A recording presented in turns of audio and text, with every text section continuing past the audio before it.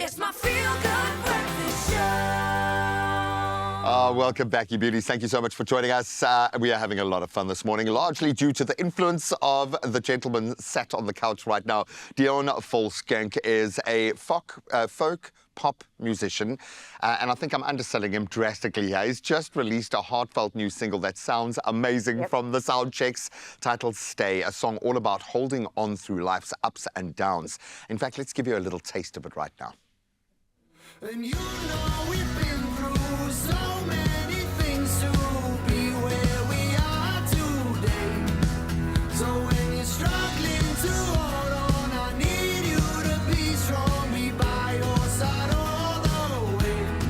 Need you to stay, to stay. Studio audience once again. Can we give him a round of applause once again? My goodness, welcome to the couch again. Oh, thanks for having me. You've been spending Maybe the this time entire... I can contribute. Yes, oh, whatever.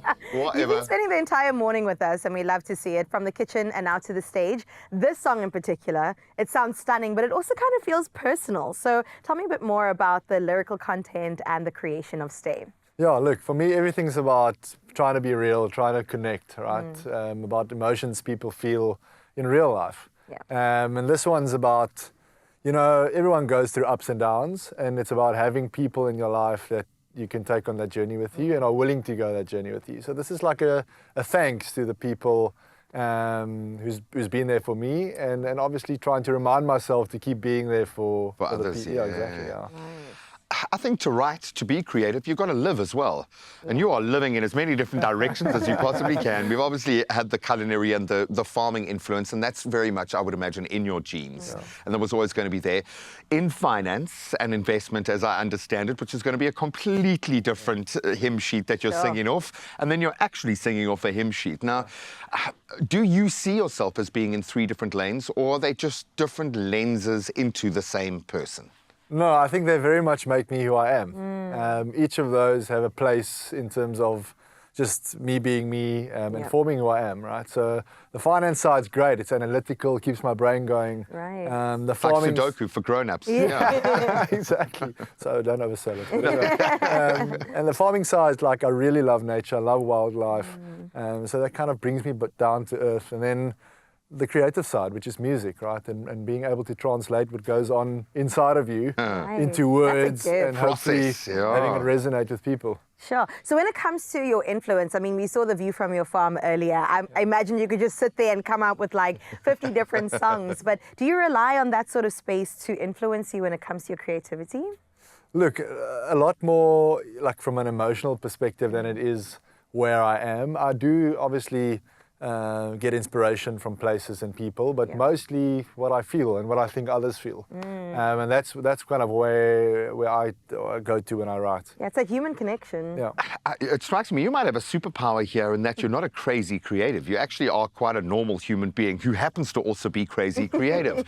But do you have to go somewhere to get creative? Do you need to be uncomfortable? Do you need everyone to leave the farm and lock the room and close the door and have 3 days to write? How does that process manifest for you? Not really, no. I get my energy from people. I like being in between people. I like learning from people. So for me, the busier the better. Yeah. I don't need a special space to write. I really just need that emotion. I can't force write. I can't make up stories. That's very hard for me. So I write about the things I feel, the emotions I go through at the time. Just imagine with your little black, was that worth? What? Nah, it doesn't make the cut. No, not yet, no. I love it, based on your experience. I know that you were holding a book earlier, so you're writing notes, because as a father, I know you were stealing my jokes. Yeah. Because I made everyone laugh, and he was so jealous. Well, you stole everyone's jokes this morning. I think you should do it one more time. Okay, what do you call? I forgot it. What do That's you call how dads do it. a noodle that's not supposed to be here? And him? An impasta. There we go. I think that deserves a round of applause. Thank you. Don't applaud. Thank you. Oh, my goodness. I appreciate that. But you are a father, and I'm pretty sure you have your own dad jokes. I don't know how mine did against yours, but Father's Day is on Sunday, and there you guys are as a beautiful family. What's it like being a dad?